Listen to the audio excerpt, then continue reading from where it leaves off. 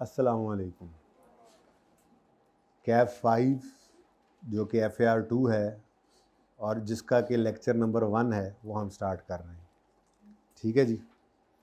अच्छा जी, बात शुरू करेंगे जी सब्जेक्ट के इंट्रोडक्शन से। और ओहो, ये हर दफ़ा ही काटना पड़ता है। आई कैप ने ये आर्स लिखे हैं जी।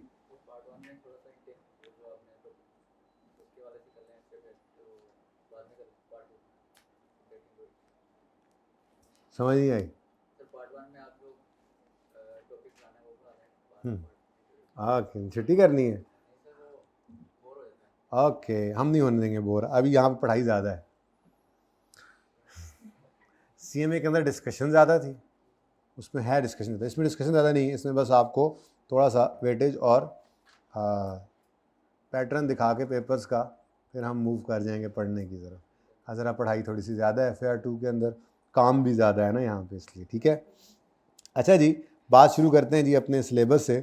तो आपके यहाँ पर भी 3 ग्रेड्स हैं। प्रेपरेशन ऑफ फाइनेंशियल स्टेटमेंट्स की वेटेज 25 से 35 मार्क्स की है और इसमें आपके सिर्फ बेसिकली मैं कहता हूँ 2 टॉपिक्स हैं। चैप्टर्स तो 4 हैं लेकिन टॉपिक्स 2 हैं। ठीक है।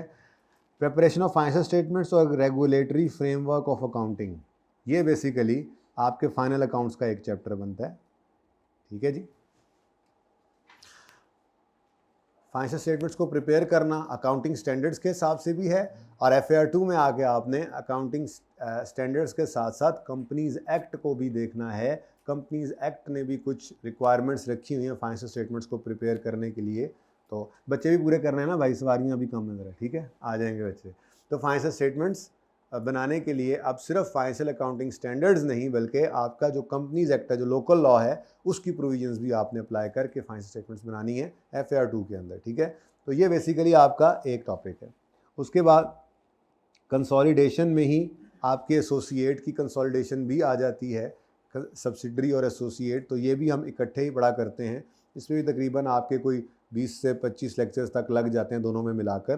तो ये आपकी दोनों इकट्ठी ही, इसको हम कंसोलिडेशन ही कहा करते हैं। यानी कि हमने कंसोलिडेटेड फाइनेंशियल स्टेटमेंट्स जो बनानी होती हैं, तो कंसोलिडेटेड फाइनेंशियल स्टेटमेंट्स के अंदर आपकी सब्सिडरी भी आ जाती है जो कि चैप्टर 12 के साथ, मतलब IFRS 3 और 10 दो स्टैंडर्ड डील करते हैं, और आपकी इन्वेस्टमेंट भी आ जाती है। ठीक है। अब इसकी 25 से 35 नंबर की वेटेज है। उसके बाद आपकी अकाउंटिंग है नॉन करंट एसिड्स की, ये भी तकरीबन 25 से 35 मार्क्स का ही आपका ग्रिड है। और इसके अंदर आपके IS 38, IS 41, IFRS 9 और IFRS 16 ये हैं। आज हम IS 38 इंटेंजिबल को बस थोड़ी देर में ही स्टार्ट करने वाले। ठीक है। उसके बाद ICAP के स्टडी टेक्स्ट के जो चैप्टर्स हैं वो मैंने यहाँ पर लिख दिए हैं। ठीक है। ओके, ये ICAP के स्टडी टेक्स्ट के चैप्टर नंबर्स हैं, किताब के इससे हटके होंगे, ये ICAP की रेफरेंस के तौर पे लिखे हुए हैं। ठीक है। तो इंटेंजिबल्स आज हम पढ़ेंगे इंशाल्लाह। बहुत मिलता जुलता है आपके IS 16 प्रॉपर्टी प्लांट इक्विपमेंट के साथ काफ़ी हद तक, क्योंकि वो टेंजिबल एसेट्स की बात करता था, यहाँ पर इंटेंजिबल्स की बात हो रही है। ठीक है। फिर IS 41 मेरा फेवरेट एग्रीकल्चर का स्टैंडर्ड, इसके अंदर आपके बायोलॉजिकल एसेट, ये क्या है, नॉन करंट एसेट्स की अकाउंटिंग हो रही है ना। तो एग्रीकल्चर में कौन से नॉन करंट एसेट्स होते हैं, तो एग्रीकल्चर का स्टैंडर्ड जो है वो आपका एग्रीकल्चरल एक्टिविटी से ही डील कर रहा है, जिसके अंदर आपके ये जानवर जो लोग पालते हैं, या जो ये एग्रीकल्चर एक्टिविटी के अंदर कोई अपना कल्टीवेशन कर रहे हैं, बाग लगा रहे हैं या कोई खेत लगा रहे हैं, तो ये सारी चीज़ें इसके अंदर कवर होती हैं एग्रीकल्चर के अंदर। ठीक है। गायों भैंसों वाला ये स्टैंडर्ड है। तो गाय भैंसें भी आपकी क्या हैं, आपका नॉन करंट एसेट ही होता है। फिर फाइनेंशियल इंस्ट्रूमेंट्स का एक स्टैंडर्ड है, जो पूरा स्टैंडर्ड है ये यहाँ पर नहीं है, बहरहाल एक हद तक यहाँ पे हमारे सिलेबस में जितना है वो हम पढ़ते हैं। और IFRS 16 लीजेस का बड़ा मशहूर स्टैंडर्ड। ठीक है। तो 25 से 35 नंबर की इसकी भी वेटेज है। उसके बाद आपकी 35 से 45 नंबर की जो वेटेज है उसमें आपका ये पोर्शन आता है, जिसके अंदर आपके IS 10 और 37 है। आखिरी महीने के अंदर जाके ये स्टैंडर्ड कर रहे होते हैं। इसमें ज़्यादा जनरल एंट्रीज तो हम करते ही हैं, हर टॉपिक के अंदर हमने जनरल एंट्रीज से ही बात शुरू करनी होती है। फाइनेंशियल स्टेटमेंट्स भी बना रहे होते हैं उसके साथ साथ, लेकिन इसके अंदर वो डिस्कशन बहुत ज़्यादा मांग रहा होता है। और बड़ा इंपॉर्टेंट टॉपिक है। अभी मैं आपको इसकी वेटेज दिखाता हूँ, इस अटैम्प्ट में भी काफ़ी ज़्यादा आया और बच्चे इस पे आके अक्सर फ्लैट हो जाते हैं। डिस्कशन है, समझ चूँकि आ रही होती है, लिखने की प्रैक्टिस नहीं करते, मार खा रहे होते हैं। बहरहाल ये 1037 जो है ये आपका इस के अंदर बहुत ही इम्पॉर्टेंट टॉपिक है जो इस ग्रेड में फॉल कर रहा है। IFRS 15 ये भी लाजमी ही आ रहा है, बड़ा इंपॉर्टेंट स्टैंडर्ड है। पहले FAR 1 में होता था 3-4 अटैम्प्ट्स पहले, फिर यहाँ पर आ चुका हुआ है और हर दफ़ा टेस्ट भी होता है। सबसे एंड पे हमने ये स्टैंडर्ड करना है, ठीक है। उसके बाद IS 21 फॉरेन करेंसी ट्रांजैक्शन का स्टैंडर्ड है, बड़ा ही आसान। ये एपेटाइज़र के तौर पे ये किसी भी वक्त हमने जहाँ पर वो कहते हैं ना, वो जब एक दीवार बन रही होती है और बीच में थोड़ी सी जगह रह जाती है तो वहाँ पे कोई भी चीज़ फिट कर देते हैं, ये ऐसा है। कहीं पे भी हमें टाइम नज़र आएगा ना तो हम IS 21 उस वक्त कर लेंगे। बहुत आसान स्टैंडर्ड है। Operating segments, income taxes very important, इससे भी तकरीबन हमारे 15 से 16 लेक्चर्स तो कम अज़ कम लग ही जाते हैं। मस्ट अपीयर है ये भी, मस्ट अपीयर है ये भी, लेकिन इस दफ़ा यहाँ पे भी सरप्राइज़ मिला बच्चों को अटैम्प्ट के अंदर, ठीक है। खैर एनीवेज बहुत इंपॉर्टेंट। फिर ऑपरेटिंग सेगमेंट का एक स्टैंडर्ड है, बड़ा आसान है, सिर्फ डिस्क्लोजर्स का है और एथिक्स हैं। एथिक्स बहुत इंपॉर्टेंट हैं, एथिक्स हमारी ज़िंदगियों में होने चाहिए, ठीक है। तो अब इसको ज़रा क्विकली गो थ्रू कर लेते हैं। अच्छा देखें, मैं अभी थोड़ी देर पहले 2 क्लासेस को पढ़ा कर आया हूँ। मैं आपको सिर्फ ये दिखाना चाह रहा हूँ कि मैं वहाँ से कुछ कॉपी पेस्ट करने लगा हूँ और मैंने वहाँ पे बच्चों को ये बताया था कि सब के अंदर यही रूटीन है। अल्लाह करे मुझे मिल जाए, इसमें नहीं है, इसमें ये जो पेपर का पैटर्न है ये आपका आई कैप का यहाँ पे कैफ में मेरे अकाउंटिंग के पेपर्स के अंदर सब के अंदर यही है, ठीक है। FAR 1 में बच्चों को यही मैंने बताया, ये मैं FAR 1 से कॉपी कर रहा हूँ, ठीक है। CMA के अंदर भी यही है, बस CMA और इन फाइनेंशियल अकाउंटिंग वाले पेपर से फ़र्क ये है कि CMA में MCQ का एक भी सवाल नहीं है, लेकिन आपके FAR 2 के अंदर, FAR 1 के अंदर एक एक सवाल MCQs का होता है शॉर्ट क्वेश्चंस के अंदर, ठीक है। तो पेपर अगेन आपका यहाँ पर जो होगा उसमें 9 क्वेश्चंस होंगे, जिसमें 6 शॉर्ट क्वेश्चंस होंगे मैक्सिमम अप टू 10 मार्क्स के, जिनमें एक क्वेश्चन MCQs का होगा 10 नंबर का, ठीक है। अभी तक तो 10 नंबर की हैं, 8-9 भी कर सकता है वो, लेकिन जो पैटर्न अभी तक देखें आप पिछली 6 अटैम्प्ट्स के अंदर, तो पूरे 10 नंबर का MCQs का एक सवाल इसमें होता है, ठीक है। उसके बाद 3 लॉन्ग क्वेश्चंस होते हैं जिसमें मैक्सिमम 20 मार्क्स तक जा सकता है। नॉर्मली 20 तक जाता नहीं है, 17-18 तक ही नॉर्मली यहाँ पर टेस्ट हुआ हुआ, ठीक है। इनकी अगर आप सिलेबस के हिसाब से देखें तो यहाँ पर MCQs अलग से रखे हुए हैं, तो आप ये देख लेंगे डिफरेंट टॉपिक्स में से 10 नंबर के MCQs हर अटैम्प्ट के अंदर आ रहे हैं। ये 6 अटैम्प्ट्स का डेटा है, इससे पीछे जाने की ज़रूरत नहीं है। इससे पीछे बस डिफरेंट था, यहाँ से सिलेबस चेंज हुआ था, FAR 1 का भी FAR 2 का भी। तो अगर कोई बच्चा फुल फ्लैज पेपर करना चाहता है, एंड पे जाके बच्चा कहता है ना, तो इससे पीछे नहीं जाना, वहाँ से फिर सिलेबस आपका चेंज हो गया होगा, ठीक है। तो ये 6 अटैम्प्ट्स आपके सामने, इनके अंदर एक सवाल जो है वो MCQs का होता है 10 नंबर का उसमें से, ठीक है। बाकी अब देखते हैं आपके पैटर्न मार्क्स ग्रिड के हिसाब से क्या चल रहा है। तो अगर आप देखें, जैसे मैंने आपसे अर्ज़ किया, ये 25 से 35 मार्क्स का जो ग्रिड है, ये दो ही टॉपिक्स हैं। फाइनल अकाउंट्स ऑलमोस्ट 12 से 14 दिन इस पे लग जाते हैं और तकरीबन इतने, इससे ज़्यादा, मतलब 20 के करीब, 20-22 के करीब कंसोलिडेशन, वो भी बेसिकली 2 हैं, सब्सिडरी भी है, एसोसिएट भी है। इन 2 को ये बताना इसलिए भी ज़रूरी है कि हमें पता हो कि हम जिस चीज़ पे काम कर रहे होते हैं वो कोई कम इम्पॉर्टेंट नहीं होती। जैसे आज IS 38 शुरू करेंगे, आपने उसको ईजी नहीं लेना, आप देखोगे बहुत रेगुलरली आ रहा है, बहुत रेगुलरली आ रहा है IS 38, ठीक है। तो इसी तरह से अगर आप देखें तो ये फाइनल अकाउंट्स बेसिकली 10 एंड 11 है। 11 वही चैप्टर है जो आपका फ्रेमवर्क है, यानी कि कंपनीज एक्ट के जो स्केड्यूल्स हैं, तो ये इकट्ठे ही आते हैं, ठीक है। तो अगर आप गौर फरमाएं तो ये अपनी लोअर साइड पे था, लेकिन इस दफ़ा थोड़ा सा गुस्सा आई के अपने किया है, इस पोर्शन में थोड़ा अपनी ग्रिड से भी 2-3 नंबर ऊपर निकल गया है। एनीवेज, फाइनल अकाउंट्स का सवाल मस्ट अपीयर होता है, ठीक है, और कंसोलिडेशन का भी मस्ट अपीयर होता है। सरप्राइज़ क्या था इस दफ़ा, कंसोलिडेशन का हर अटेम्प्ट में सवाल 18 नंबर का आ रहा था, इस दफ़ा 2 छोटे सवाल कर दिए उसने, और फाइनल अकाउंट्स के अंदर सिर्फ डिस्क्लोजर बनवा रहा था। जो इंट्रो वाली इनकम स्टेटमेंट बैलेंस शीट होती थी, ये देखें, इन 6 अटैम्प्ट से पीछे बड़े सवाल देता था, यहाँ पर नहीं दे रहा था, और बच्चों ने उसको क्या कर लिया, इजी ले लिया, पूरे फाइनेंशियल स्टेटमेंट्स बनवा लिए उसने फुल फ्लैज।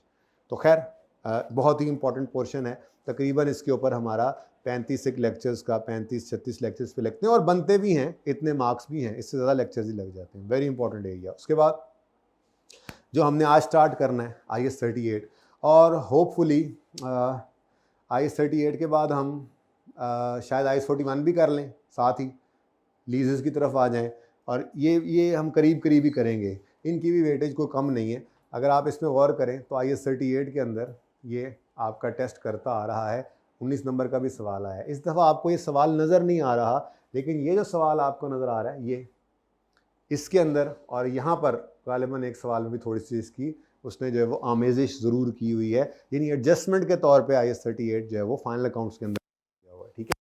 तो ये भी काफ़ी रेगुलर आने वाला एक टॉपिक है। IS-41 आपको खाली नज़र आ रहा है, ठीक है। ये IS-41 भी आपको यहाँ पे इस रीसेंट अटेम्प्ट के अंदर आपको यहाँ पे मिलेगा फाइनल अकाउंट्स के साथ। उसने बायोलॉजिकल एसिड को भी मिक्स कर दिया, उन्होंने गावां खरीद ली हैं सन, ठीक है। समझ आती है पंजाबी थोड़ी बहुत, ठीक है। तो उन्होंने कोई बात नहीं, मैं समझा लूँगा इंशाल्लाह। तुम लोग मुझे पश्तो सिखाते नहीं हो, मैं तो पंजाबी सिखाऊंगा तुम लोगों को। अच्छा, तो यहाँ पर बायोलॉजिकल एसिड यहाँ पर उसने मिक्स कर दिया था। तो ये नहीं कहना कि जी ये तो आ नहीं रहा है, बहरहाल टेस्ट हुआ है, MCQs तो आते ही हैं इसके, ठीक है। वैसे एक्सपेक्टेड था भी सही कि इस दफ़ा शायद IS-41 की तरफ चला जाए। तो IS-41 में जो उसने करवाना था वो फाइनेंशियल स्टेटमेंट्स के पूरे सवाल में सारा कुछ ही करवा लिया ना, तो फाइनेंशियल स्टेटमेंट्स तक ले गया तो फिर सारा कुछ ही करना पड़ा, ठीक है।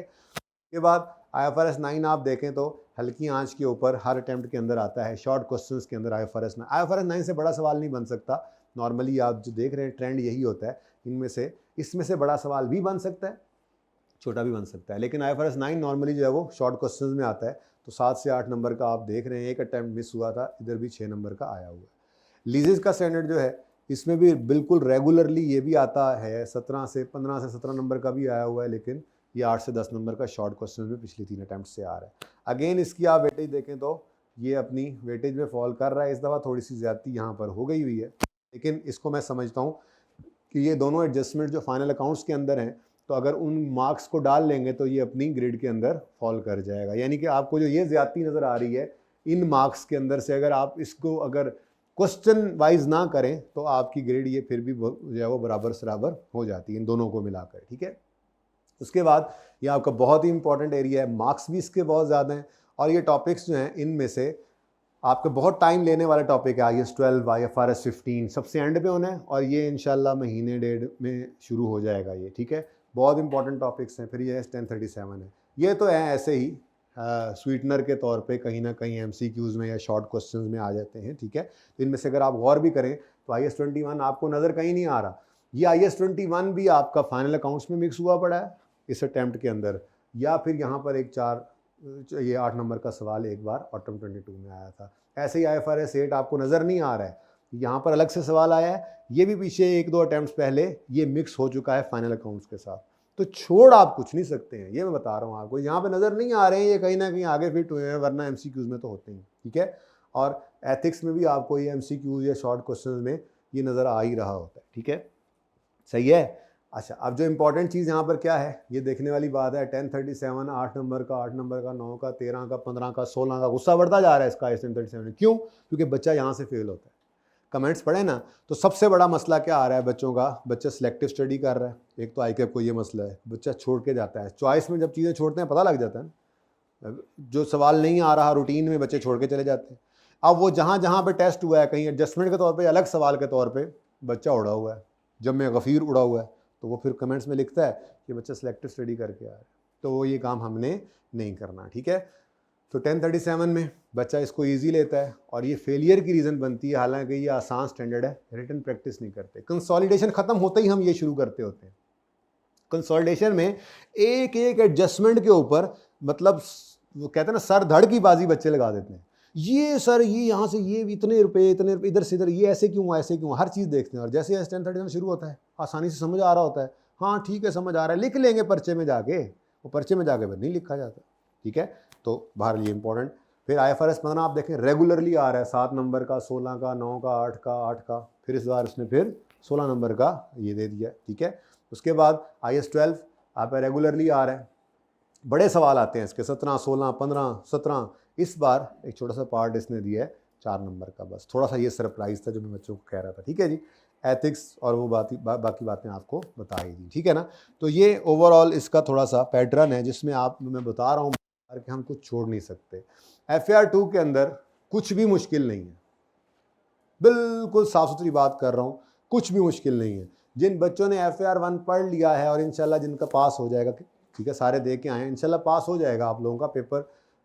था थोड़ा सा रूटीन से हट के, लेकिन कोई ऐसा मसला नहीं है। जो भी साज़ा कराम पढ़ाते हैं आपको पता है रूटीन सबकी यही होती है कि पहले जर्नल एंट्रीज़ करते हैं, उसके बाद ही फिर स्टेप्स ऊपर चलते हैं ना। तो ICAP ने इस दफ़ा 2 सवाल सिर्फ जर्नल एंट्रीज़ के ही पूछ लिए थे, मांग ली थी भाई, सारे सिलेबस के अंदर है, कोई ऐसा मसला नहीं है। फिर रेशों का सवाल बड़ा टेक्निकल बना दिया उन्होंने, लेकिन जिसने उस उस्तादों की बात मानते हुए कम से कम 2 बार सवाल को पढ़ के, रिक्वायरमेंट को अच्छे तरीके से पढ़ के किया होगा, तो सवाल उसमें मुफ्त के नंबर ही थे, वो आपको नंबर देने के लिए ही था। तो इंशाल्लाह उम्मीद अल्लाह की ज़ात से पेपर जिसने पढ़ाई के दौरान पढ़ाई भी की थी और अच्छे से पेपर अटैम्प्ट भी किया था, ध्यान से किया था, पेपर उसका पास हो जाएगा। तो जिनका FAR 1 पास हो चुका होता है, FAR 2 में मसला होता नहीं है, हर चीज़ आपको समझ में आएगी, ऐसा कोई मसला नहीं होने वाला आपको। लेकिन क्वेश्चन जो प्रॉब्लम है वो ये है कि यहाँ पर सिलेबस ज़्यादा है, चीज़ें बहुत ज़्यादा हैं और छोटी छोटी हैं। हर जैसे अब IFRS 16 लीजेज का स्टैंडर्ड है, अब उसके अंदर इतनी छोटी छोटी ज़्यादा सारी चीज़ें हैं कि वो आप जो है वो मतलब समझ आ जाती है, लेकिन फिर आप वो ग्रैब नहीं कर पा रहे। तो इसके लिए हम रिपीटेडली बातों को करते भी रहेंगे, क्वेश्चंस को करते भी रहेंगे, ड्यूरिंग प्रैक्टिस भी ये होगा। लेकिन आप लोगों ने भी इसको फिर अपने पास रखना है, उसका तरीका भी बताऊंगा कि किस तरह से आपने इसको रिवीजन के अंदर रखना है, कोई भी टॉपिक चलता जाए तो। मुश्किल कुछ नहीं है, लेंथी है, बस आप लोगों ने रेगुलर रहना है और 1.5 से 2 घंटा रोज़ाना घर पे आपने इस सब्जेक्ट को देने हैं अपने, ठीक है। जितने पेपर्स भी आपने रखे हुए हैं 1.5 से 2 घंटा फी पर्चा आप घर पे दे रहे हैं अपनी इंटेलिजेंस के हिसाब से, ठीक है। मेरे जैसा कोई नालायक आदमी तो 2 घंटे दे, को आप जैसे अच्छे बच्चे हों तो 1.5 घंटे में भी काम कर ले, लेकिन मोबाइल से हट के करेंगे तो ये बहुत है, ठीक है। तो आप रोज़ाना क्लास में तशरीफ़ लाएँ और रोज़ाना घर पे 1.5 से 2 घंटा इस पर्चे को दें। वीकली टेस्ट आप ऐसे ही दें जैसे पर्चा ICAP का। ये लेंथी सब्जेक्ट, लेंथी पेपर ही होता है, और हर पेपर अकाउंटिंग के हर पर्चे के लिए आपको सबसे जो बेसिक जो लेंथ ऑफ सिलेबस जो है उसको टैकल करना हमारा काम है। FAR 2 के अंदर सबसे ज़्यादा पार्ट भी आपके हुआ करेंगे, जैसे जोहर में ब्रेक होगी तो जोहर के बाद आधा घंटा कभी बुला लिया हफ्ते में एक बार, इस तरह से स्टार्ट से हम लेके चलेंगे ताकि 31 जनवरी तक अपने टारगेट पे सुकून से हम पूरा करें इसको, ठीक है। तो वो लेंथ ऑफ सिलेबस तो उस्ताद कवर कर लेता है, लेकिन लेंथ ऑफ पर्चा जो है वो टैकल करने की आपने प्रैक्टिस करनी है अपने घर पे रहते हुए रूटीन के अंदर। तो वो आप लोगों को पता है FAR 1 के अंदर आप ये अप्रोच सीख कर भी आए हैं। टाइम बाउंड प्रैक्टिस करें, घर पे भी होमवर्क करते हुए मार्क्स इंटू 1.8 करके करें, कोशिश करेंगे ना इंशाल्लाह। चलें जी, अब बाज़ाब्ता तौर पे पढ़ाई मेरे ख्याल में हम शुरू करते हैं। आपको ना ये आपको हैंड आउट दे दिया गया है।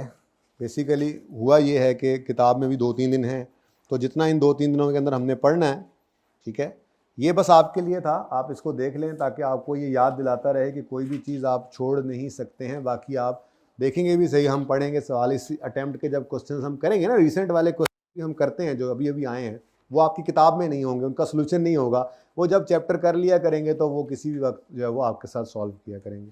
तो उसमें आप देखेंगे कि कोई भी चीज़ बची नहीं है, जो सिलेबस में है ICAP ने कहीं ना कहीं उसको टेस्ट लाजमी किया हो, तो छोड़ के आप कुछ भी नहीं जा सकते, ठीक है। चले, अच्छा जी, IS 38 का पूरा चैप्टर मेरे पास तो मौजूद है, आपके पास पूरा चैप्टर नहीं है, सिर्फ इतना को मौजूद है कि आपके अगले 2-3 दिन इससे आराम से निकल जाएंगे। बुक का वॉल्यूम 1 अवेलेबल हो जाएगा, फिर आप बुक ले लीजिएगा, मसला नहीं है, पूरा चैप्टर भी दिया जा सकता था। लेकिन बात इंपॉर्टेंट बात ये होती है कि आप लोगों ने लिखना है ना, जब पढ़ते पढ़ते तो वो लिखी हुई चीज़ आपके काम आती है। अगर वो किसी हैंड आउट पर रह गई और किताब पे ना आई तो वो फिर हैंड आउट बाद में फिर कहीं के कहीं चला जाता है, ठीक है। तो इसलिए कोशिश यही कीजिएगा, बुक जब अवेलेबल हो तो बुक ले लीजिएगा, बुक ले लाजमी लीजिएगा, क्योंकि पिछली अटैम्प्ट और इस अटैम्प्ट के सॉल्यूशंस जो हैं अब वो इस किताब के अंदर डलवा दिए जाएंगे, ठीक है ना। तो 2 अटैम्प्ट्स के पिछले दफ़ा उसको रिवाइज़ नहीं किया गया था, तो जो कोई इम्प्रूवमेंट है, चेंजेस हैं, वो उसके अंदर इस दफ़ा होंगी, ठीक है। तो तब तक के लिए ये आपके कुछ सफ़े हैं, ये काफ़ी हैं। इसके अंदर प्रैक्टिस क्वेश्चंस भी हैं आपके लिए, थ्योरी भी मौजूद है, ठीक है, सही है। चल, अच्छा जी, शुरू करते हैं हम IAS 38। कोई आपका सवाल तो नहीं, कोई आपका सवाल हो क्या? रिफ्रेशमेंट क्या होती है? ये रिफ्रेशमेंट ही है, देखो पहला दिन ही आपको पढ़ा रहे हैं इंटेंजिबल एसेट्स।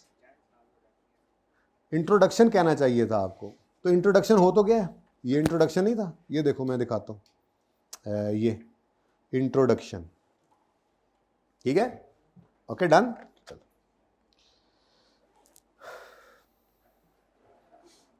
अच्छा, इंटेंजिबल एसेट्स और भी आप बहुत सारे एसेट्स पढ़ते हैं, मैं पहले उनकी बात जैसे कर लेता हूँ। मिसाल के तौर पे आपने इंट्रो में बचपन के अंदर इन्वेंट्रीज पढ़ा था जिस पे IS2 लगता है।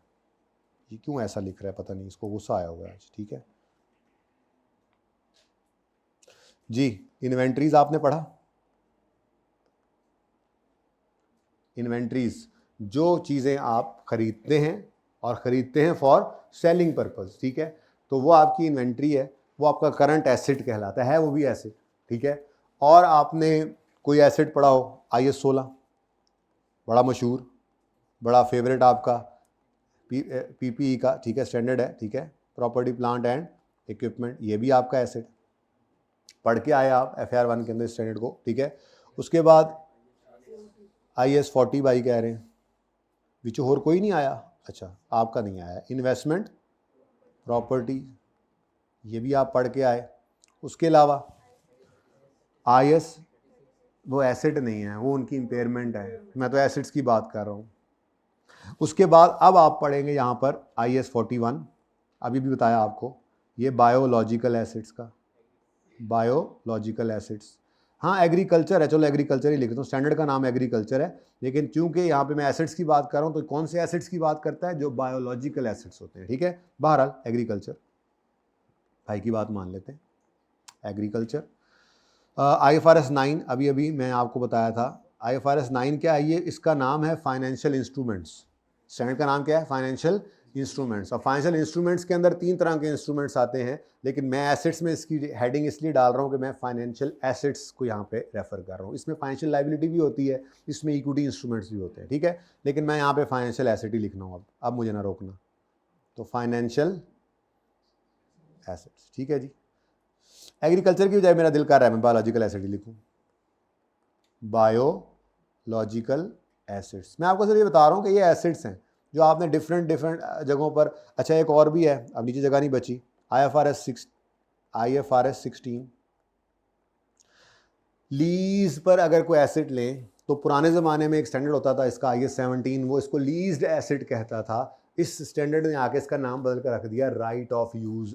राइट ऑफ यूज़, ये भी एसेट ही को कहते हैं। लीज्ड एसेट का नाम क्या है आजकल? लीज्ड एसेट का नाम है राइट ऑफ यूज़।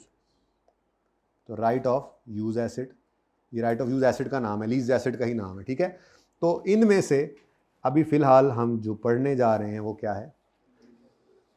ये आप पढ़ के आए, ये आप पढ़ के आए, ये आप पढ़ के आए। पढ़ाया जाएगा FAR 2 में, पढ़ाया जाएगा FAR 2 में, पढ़ाया जाएगा FAR 2 में, और पढ़ाया जाने लगा है FAR 2 में IS 38 इंटेंजिबल एसेट्स। ठीक है जी,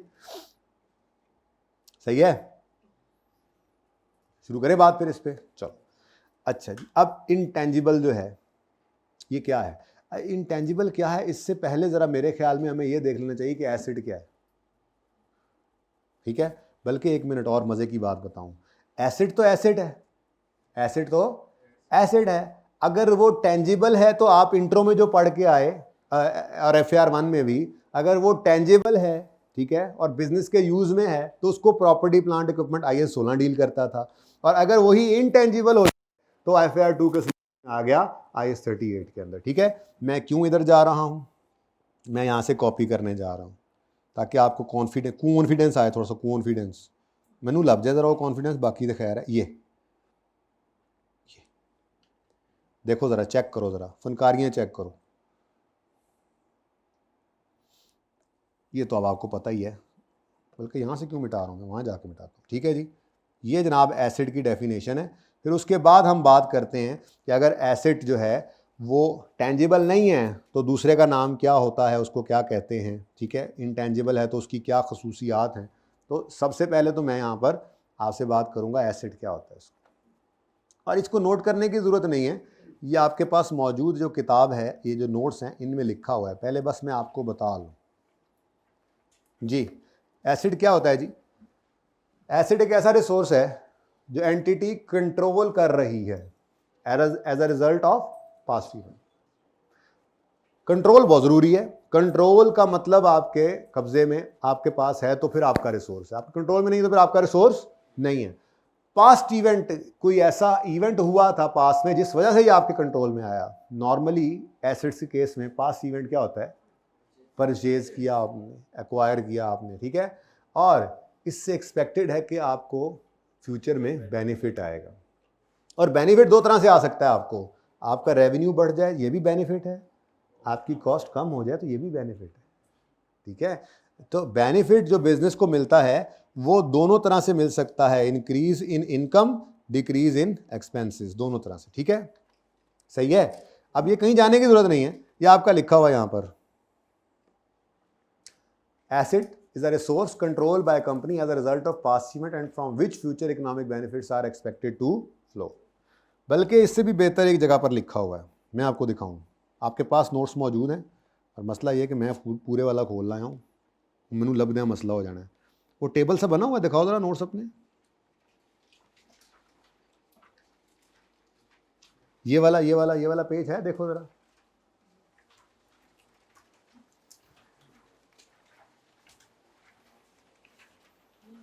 नहीं है, दैट्स गुड, किताब के अंदर फिर होगा ये, ठीक है। बहरहाल यहां से पढ़ो क्या लिखा हुआ है।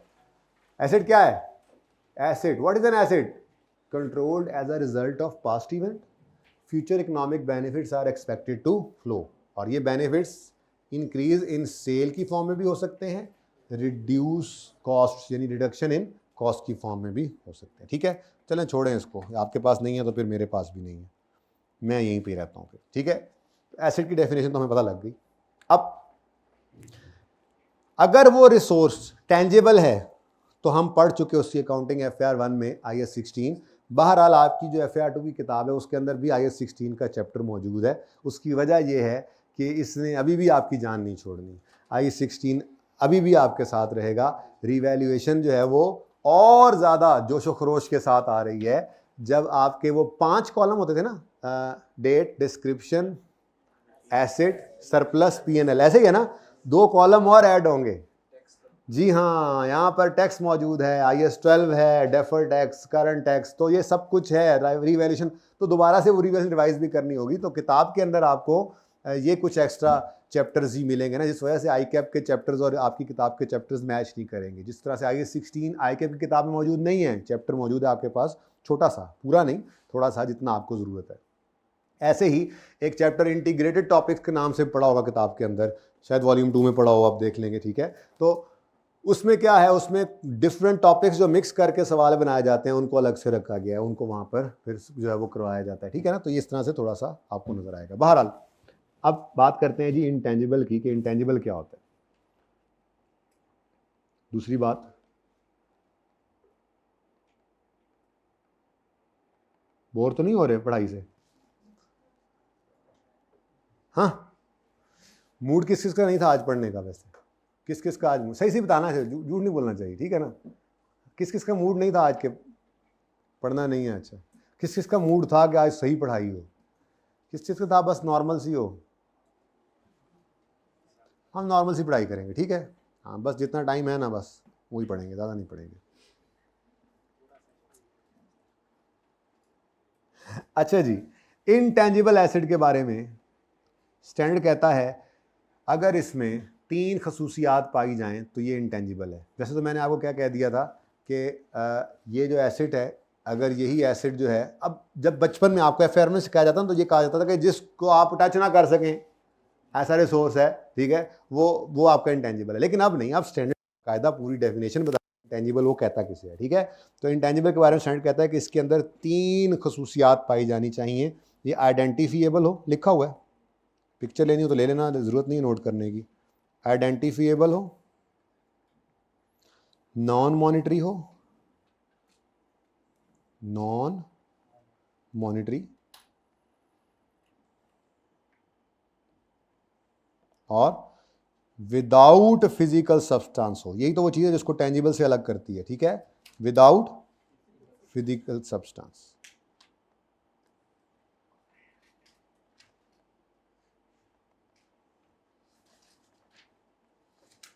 अच्छा जी, अब इस पे थोड़ी सी हम टॉर्च डालते हैं, ठीक है।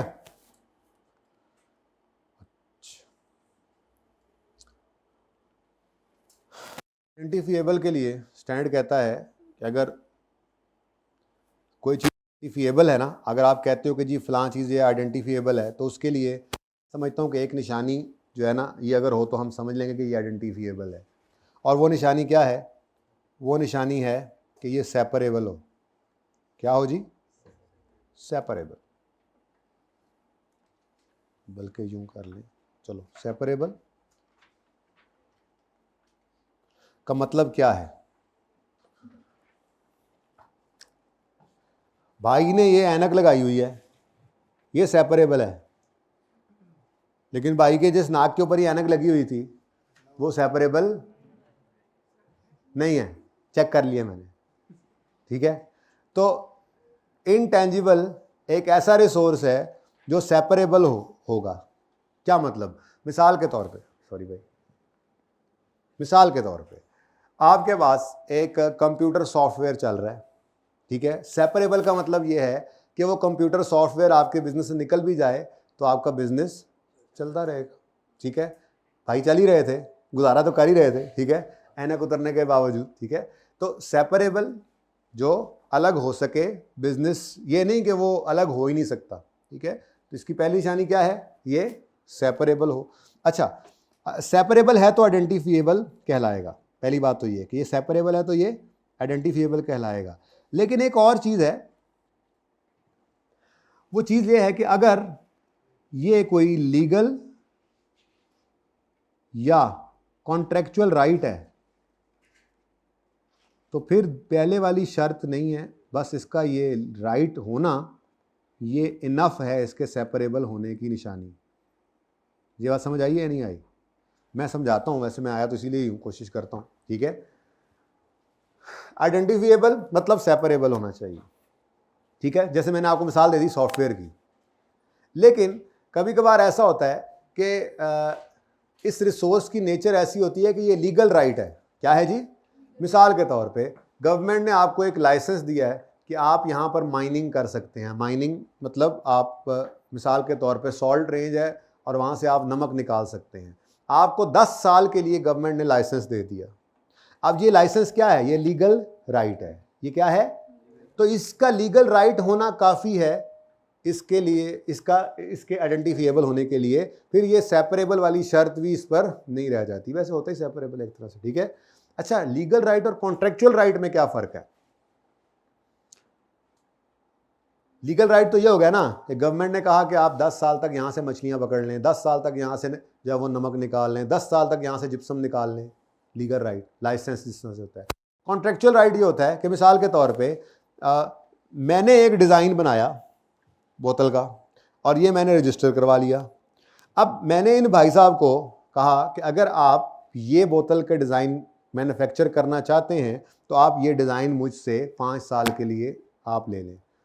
तो एक कॉन्ट्रैक्ट कर लिया हमने कि ये जो डिज़ाइन मेरा डिज़ाइन था ये अगले 5 साल तक ये मैन्युफैक्चर करके बेचेंगे। Now this is called contractual right. क्या कहलाएगा जी? ये कॉन्ट्रैक्चुअल राइट, ठीक है। तो लीगल राइट भी हो सकता है और कॉन्ट्रैक्चुअल राइट भी हो सकता है। तो इंटेंजिबल की पहली शर्त क्या है जी? आइडेंटिफिएबल हो। आइडेंटिफिएबल होना जो है उसकी निशानी क्या है कि अगर वो सेपरेबल है तो हम कहेंगे कि जी आइडेंटिफिएबल है, और अगर वो लीगल या कॉन्ट्रैक्चुअल राइट है तो बस फिर वो आइडेंटिफिएबल है। ये काफ़ी है उसके लिए, ठीक है, कि वो आइडेंटिफिएबल है, कि वो लीगल या कॉन्ट्रैक्चुअल राइट है। हाँ,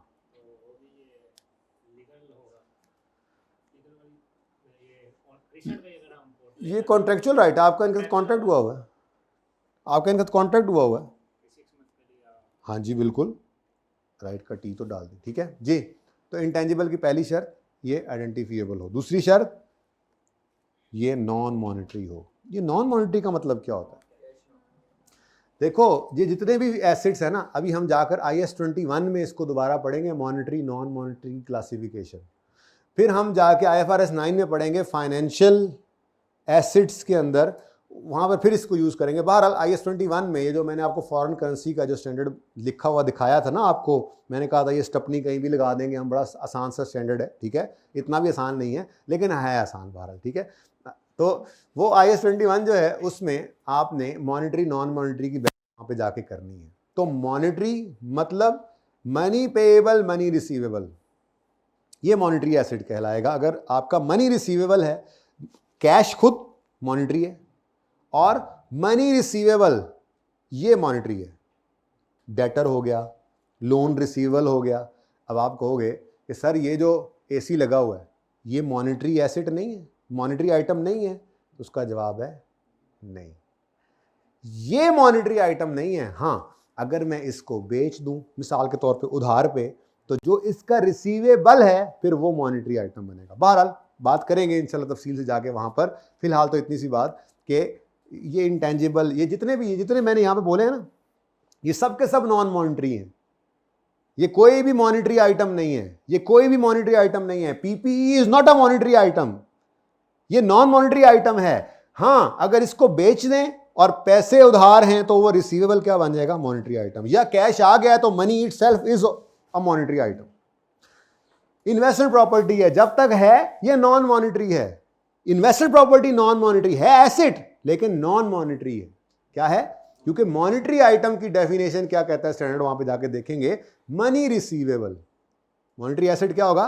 मनी रिसीवेबल। ये तो मनी रिसीवेबल नहीं है, ये तो मनी रिसीवेबल नहीं है, तो वैसे बेनिफिट देगा हमें, यूज होकर हम इससे चीजें बनाकर बेचेंगे, हम इसको बाद में बेच देंगे, इसको हमने इन्वेस्टमेंट पर्पज के लिए रखा हुआ है।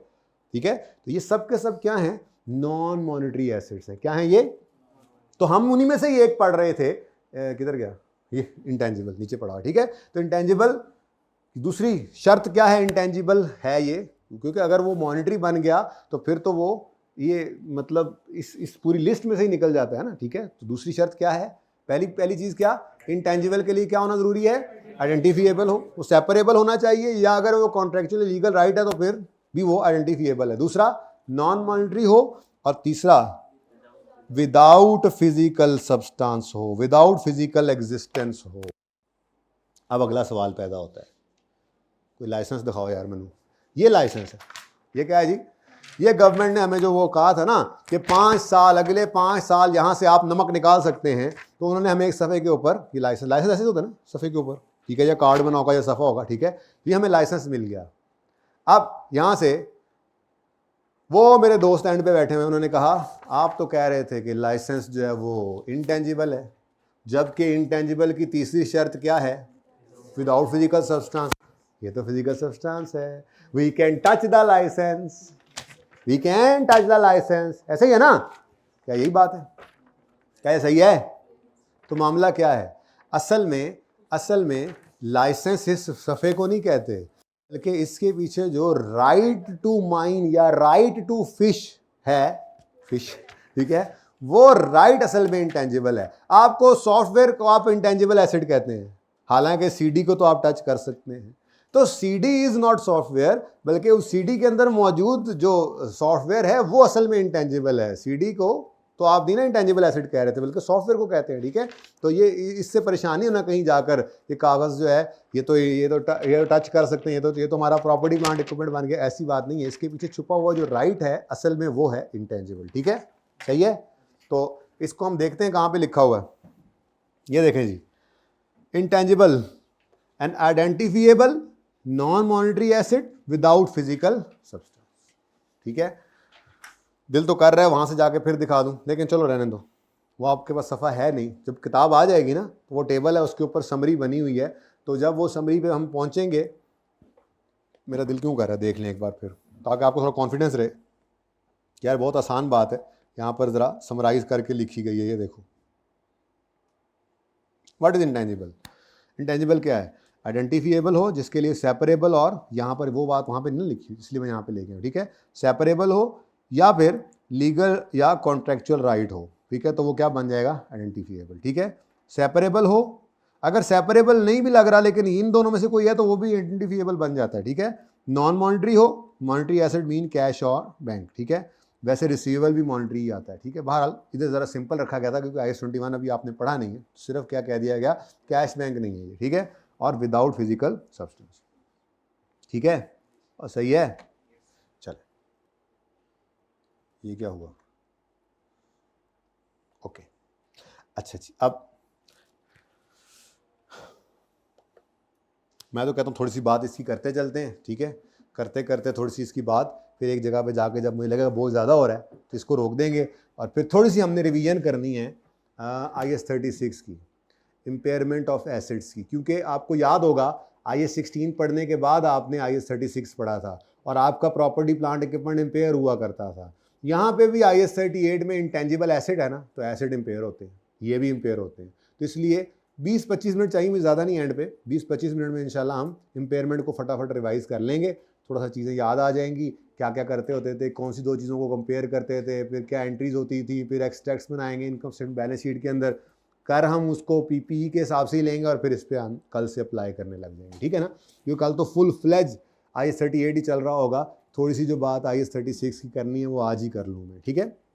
लेकिन अभी इंटेंजिबल्स को चलने दें, अभी तो हमें ज़रा एन्जॉयमेंट फील हो रही है ना, नई चीज़ है, कुल्लू जदीदुल लजीज़, क्या बोला मैंने, कुल्लू जदीदुल लजीज़।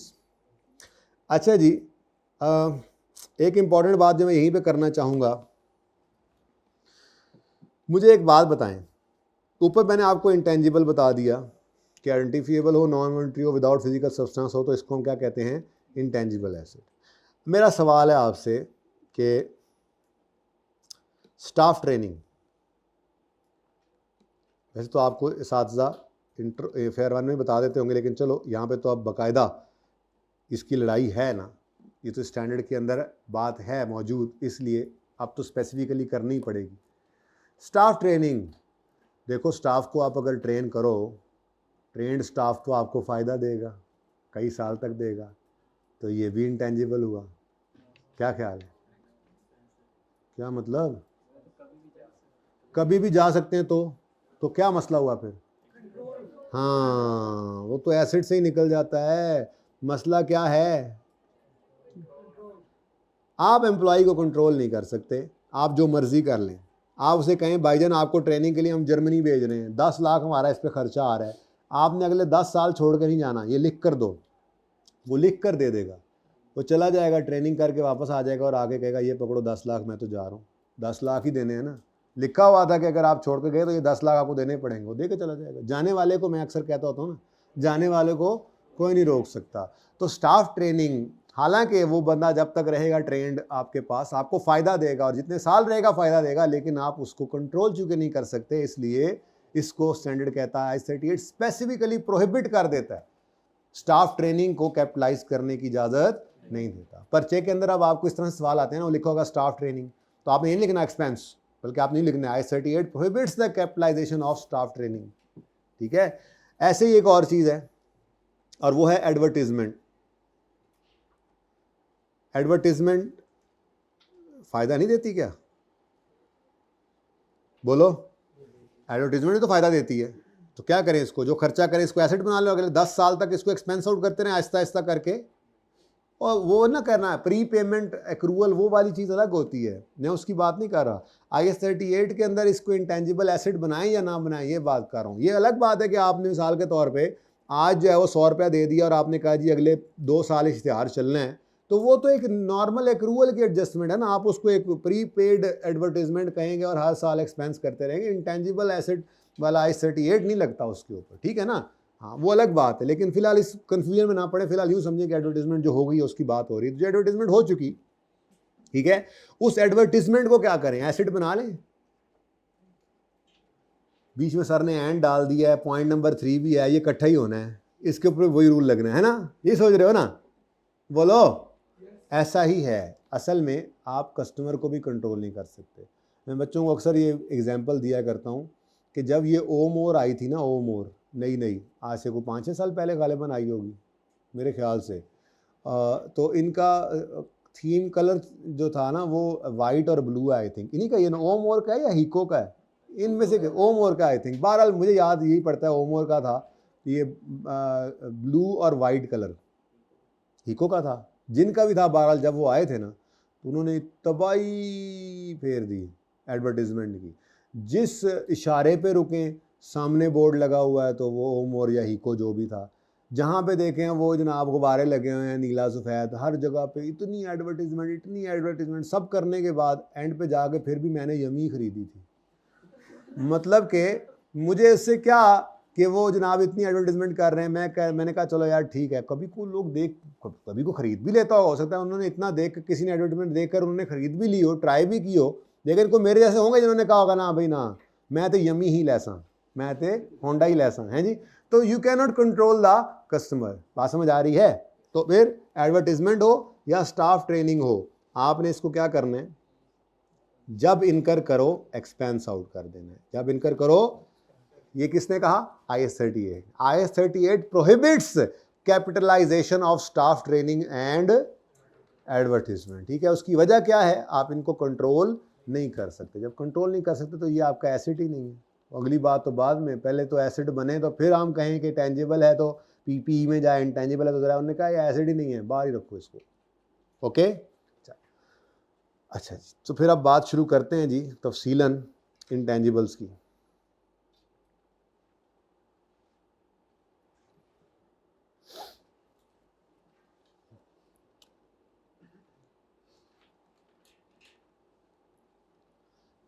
बड़ी इंपॉर्टेंट डिस्कशन है, लेकिन एक हद तक करके फिर मैं इसको रोक दूंगा, ठीक है, ताकि आपकी बुनियाद बनी हुई हो। फिर मैं IS 36 आपको रिवाइज़ करा दूंगा आज इंशाल्लाह, उसके बाद फिर अभी फिलहाल इस पर टाइम लगेगा थोड़ा सा, ठीक है। आपने PPE के बारे में पढ़ा था, PPE आपके पास आ जाए, यानी कि आपके कंट्रोल में PPE आ जाए, ये किस किस तरीके से आ सकता है, परचेज कर लें, और लीज तो नहीं, PPE की बात कर रहा हूँ, लीज तो अब पढ़ेंगे, IS 20 की बात, मैं PPE की बात कर रहा हूँ। एक्सचेंज, हाँ वो भी परचेज में ही आ गया। मैन्युफैक्चर, हाँ कंस्ट्रक्ट कह लें, सही है, ये थोड़ा सा पहुंच ही गए आप। यानी आप मिसाल के तौर पे एक बिल्डिंग अगर आपके पास है तो दो तरीके से आपके पास वो हो सकती है, या तो आपने वो बिल्डिंग बनी बनाई खरीदी है, या आपने उसको खुद बनाया है, ठीक है। तो जैसे टेंजिबल एसेट्स में आप उसको परचेज भी कर सकते हैं और इंटरनली जनरेट कंस्ट्रक्ट भी कर सकते हैं, ऐसे ही इंटेंजिबल्स भी हैं, इनमें भी आप इनको भी दो तरीके से आप एक्वायर कर सकते हैं, मतलब आपके ये कंट्रोल में आ सकते हैं। या आप इंटेंजिबल ख़रीद लें, कोई सॉफ्टवेयर है वो आप ख़रीद लें, या कोई सॉफ्टवेयर आप खुद प्रोग्रामर्स को बुलवा के अपने पास बिठा के आप खुद ही इंटरनली जनरेट कर लें, ठीक है। तो इंटेंजिबल को आप परचेज भी कर सकते हैं, ठीक है, और आप इसको इंटरनली जनरेट भी कर सकते हैं, इंटरनली जनरेटेड।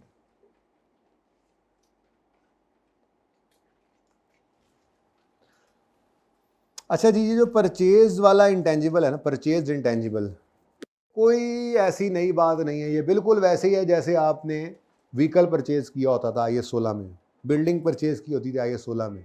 क्या करते थे, उसको खरीदते थे तो कैपिटलाइज, क्या करते थे, कैपिटलाइज, और कैपिटलाइज करते थे इनिशियली किस पे मेजर करते थे, कॉस्ट, और कॉस्ट में जो कुछ होता था वो आपको याद ही है, परचेज प्राइस और सारे डायरेक्टली एट्रीब्यूटेबल कॉस्ट। तो ये बिल्कुल सेम है यहाँ पर, बिल्कुल एसिड है ना, टेंजिबल खरीदा था या इंटेंजिबल खरीदा है, सेम रूल है। आपने एसिड को रिकॉर्ड करना है, इनिशियली मेजर करना है कॉस्ट पे, कैपिटलाइज करना है, और कॉस्ट पे इनिशियली मेजर करना है, और कॉस्ट में उसकी परचेज प्राइस और सारे डायरेक्टली एट्रीब्यूटेबल कॉस्ट आपने ऐड कर देना है, ठीक है। तो अगर परचेज इंटेंजिबल है तो आपने इसको कैपिटलाइज करना है, कैपिटलाइज्ड एट कॉस्ट, और कॉस्ट के अंदर क्या कुछ होता था, purchase price and purchase price आ गई, और all other directly attributable cost लिख रहा हूँ, ठीक है ना, पता ही है आपको, जो ज़रूरी खर्चे जिनके बगैर एसेट हमारे पास नहीं आ सकता था, तो all other directly attributable costs.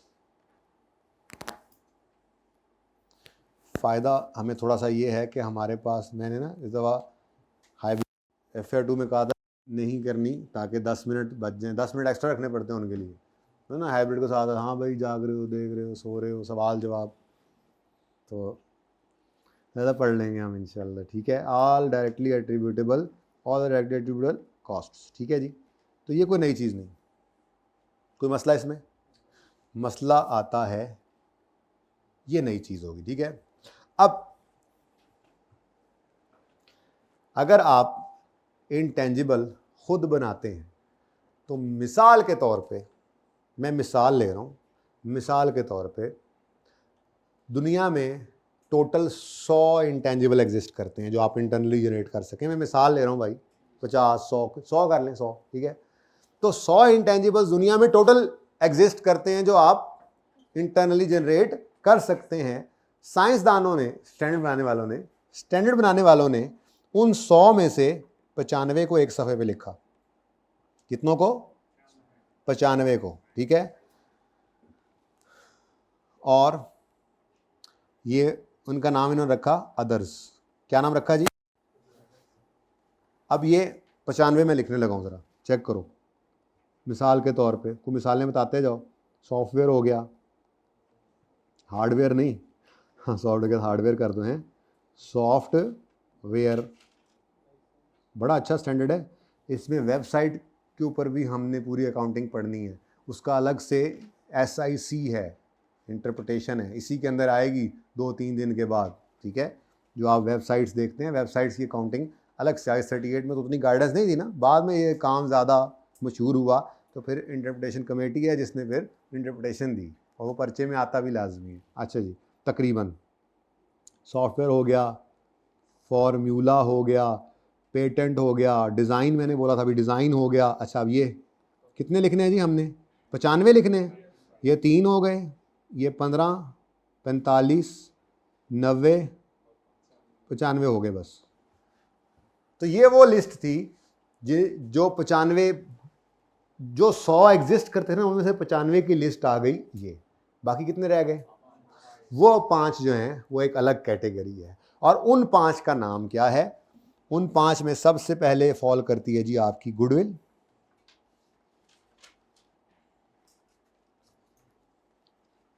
Brand, customer list ले लो, पुराना भाई लग रहा है तजर्बा। उसके बाद पब्लिशिंग टाइटल्स होते हैं, पब्लिशिंग नहीं, मैं मजाक कर रहा हूँ यार, नाराज़ नहीं होना। अच्छा, पब्लिशिंग टाइटल्स हो गए। और मस्ट हेड कहते हैं, एक चीज़ होती है, अभी बताता हूँ।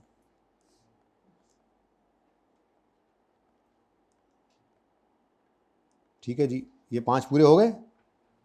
बस ये ना अपना अलग से इनकी कैटेगरी, ये 5 ही हैं, ठीक है। ब्रांड जैसे J. एक ब्रांड है। पब्लिशिंग टाइटल जैसे PBP, कैपलन, एटसेट्रा। मस्ट हेड ये जो न्यूज़पेपर टाइटल्स होते हैं, जंग हो गया, नवाए वक्त हो गया, और कोई हैं, आज हो गया, कल हो गया, न्यूज़ पेपर टाइटल्स, ठीक है जी। तो ये 5 की एक अपनी ही 1.5 फुट की मस्जिद है। कुछ बात समझ आई है? कुछ पिक्चर सामने आ रही है? ये पिक्चर सामने होगी तो इसके ऊपर फिर इंशाल्लाह, ये बुनियाद है ना, इसके ऊपर बिल्डिंग कंस्ट्रक्ट करना शुरू कर दिया आज से हमने, आहिस्ता आहिस्ता। कल इंशाल्लाह फुल फ्लैज ये स्टैंडर्ड, इसमें इस एरिया को हम इंशाल्लाह देख रहे होंगे, ठीक है। लेकिन बहरहाल आपको बुनियादी का नॉलेज देना ज़रूरी है। पार्ट 2 शुरू करना है ना यार, करें।